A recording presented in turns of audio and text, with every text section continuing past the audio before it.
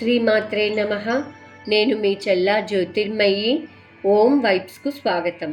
ఈ వీడియోలో విద్య మరియు మేధాదేవి గురించి తెలిపే ప్రయత్నం చేస్తాను.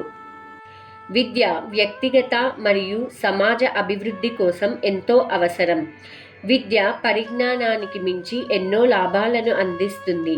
విద్య వల్ల మనకు కలిగే ఉపయోగాలు: సృజనాత్మక ఆలోచన, ఆత్మవిశ్వాసం, ఆర్థిక అభివృద్ధి, సామాజిక అవగాహన, ఆరోగ్యం మరియు సంతోషం, ఆవిష్కరణ శక్తి.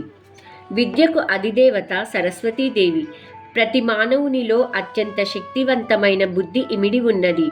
ఈ శక్తి సరస్వతీదేవి యొక్క ప్రతిరూపము. సరస్వతీదేవియే మేధాదేవి అని వేదములలో చెప్పబడి ఉన్నది.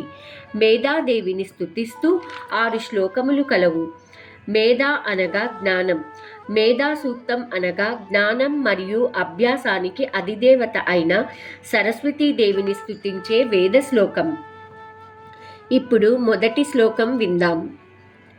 ఓం మేధాదేవి జుషమానాన ఆగా ద్విష్వాచి భద్రాసుమనస్యమానా త్వయా జుష్టానుదమానా దురుక్తాన్ బృహద్వదేమ విదతే సువీరా.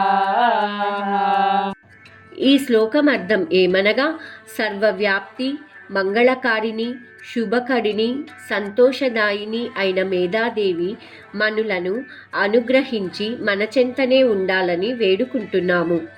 ఓ దేవి, నీవు రాకపూర్వము వృధా కాలాపములో వ్యర్థ ప్రసంగములతో కాలము గడుపుతున్న మేము నీ కృపాకటాక్షము వలన సద్బుద్ధిని పొంది ఇక నుండి సమర్థులైన సుపుత్రులతోనూ శిష్యులతోనూ వేదాంత సత్యముల గురించి చర్చించగల సామర్థ్యమును సంపాదించుకునే భాగ్యము మాకు ప్రసాదించండి. ఇప్పుడు రెండవ శ్లోకం. త్వయా జుష్టా ఋషిర్భవతి దేవి త్వయా బ్రహ్మాగత శ్రీరుతత్వయా త్వయా జుష్టశ్చిత్రం విందతే వసుసానో జుషస్వాద్రవినో నమేదే. ఈ శ్లోకం అర్థం ఏమనగా, సరస్వతీదేవి అనుగ్రహమును పొందినవాడు ఋషి అవుతాడు మరియు బ్రహ్మతత్వమును తెలుసుకుంటాడు. సకల సంపదలను ఐశ్వర్యమును పొందుతాడు. సరస్వతీదేవి మాకు నీ అనుగ్రహము ప్రసాదించుము. ఇప్పుడు మూడవ శ్లోకం విందాం. మేధాం ఇంద్రో దదాతు మేధాం దేవి సరస్వతి మేధాం మే అశ్వినా వుభావా దత్తాం పుష్కరస్రజా.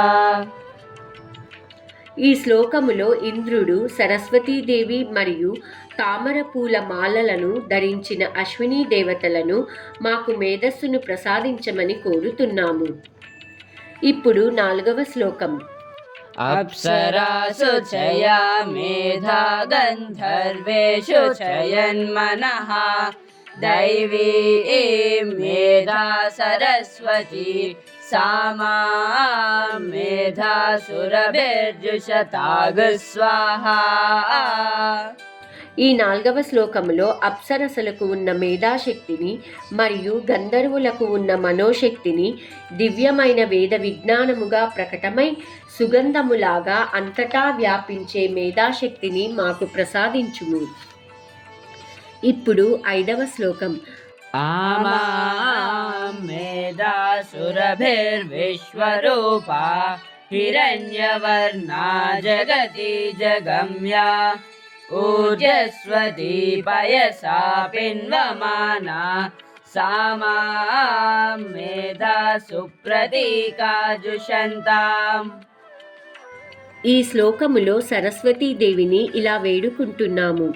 ఈ విశ్వములోని అన్ని విషయాలను తెలుసుకోగల శక్తి, హిరణ్యవర్ణముతో ప్రకాశించే నిరంతరమైన సత్యాన్వేషణలో సాధన చేసే బలము మనకు ఆ మేధాదేవి అనుగ్రహించవలెనని ప్రార్థిస్తున్నాము.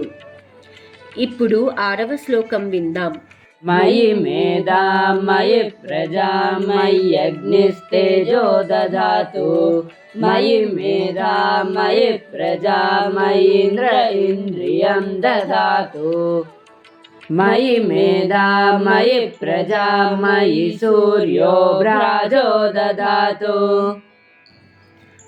ఈ శ్లోకములో అగ్నిదేవుడు మనకు మేధాశక్తిని మరియు తేజస్సును ప్రసాదించమని కోరుతూ, ఇంద్రుడిని మన ఇంద్రియాలను నిగ్రహించే బలమును కోరుతూ, సూర్యదేవుడిని శత్రువుల మనసులో భయమును కలిగించే శక్తిని ప్రసాదించమని వేడుకుంటున్నాము. ఈ శ్లోకాలను పఠించడం వలన పదునైన మేధస్సును ఆ సరస్వతీదేవి ప్రసాదిస్తుంది. విశేషంగా నవరాత్రులు మరియు వసంత పంచమి పండుగల సమయంలో మేధాశక్తి శ్లోకాలను పఠించడం వలన అందరికీ శ్రేయస్కారం అని ఆధ్యాత్మికవేత్తలు చెబుతున్నారు. ఇంతటితో మేధాసూక్తి వివరణ సంపూర్ణం. ఓం हंसाय विद्महे परमहंसाय धीमहि तन्नो हंसः प्रचोदयात्। ॐ शान्ति शान्ति शान्तिः। సర్వే జన సుఖినో భవంతు. ఈ వీడియోను లైక్ చేయండి, షేర్ చేయండి, కామెంట్ చేయండి, సబ్స్క్రైబ్ చేయండి. మరొక వీడియోలో మరొక విషయం గురించి తెలిపే ప్రయత్నం చేస్తాను. అందరికీ శుభం జరగాలని కోరుకుంటూ మీ చెల్లా జ్యోతిర్మయి.